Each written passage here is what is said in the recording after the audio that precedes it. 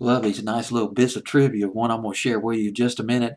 Fantasy playlist, counting down my fantasy playlist of June 13th, 1986. We're up to number 35, up one from 36. So we'll get a lot higher than that eventually. Glory of Love by Peter Cetera. Peter Cetera going solo. Chicago, he sang lead on the bulk of Chicago's hits, including 25 to 6 to 4. That was in 1970. Oldies, or Old Days rather, in 1975, Feeling Stronger Every Day in 1973. I'm just going off the top of my head. Baby, What a Big Surprise, that was in 1977. And very prolific lead singer, Chicago, going solo, coming up with Glory of Love.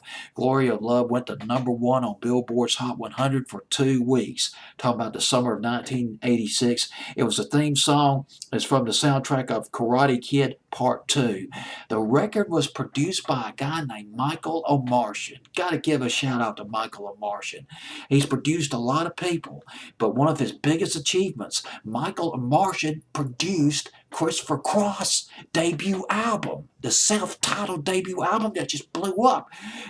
Christopher Cross, Ride Like the Wind, the first hit off that album, his debut album, produced by Michael O'Martian, went to number two on Billboard's Hot 100. It just seemed like Christopher Cross just came out of nowhere and had like four. It was, I believe, about four hit singles in 1980 off of that album. Ride Like the Wind, and then there was Sailing in the summer of 1980. I'd Never Be the Same, and Say You'll Be Mine. This album that Michael Martian produced by Christopher Cross, considered one of the influential soft rock albums of the 80s.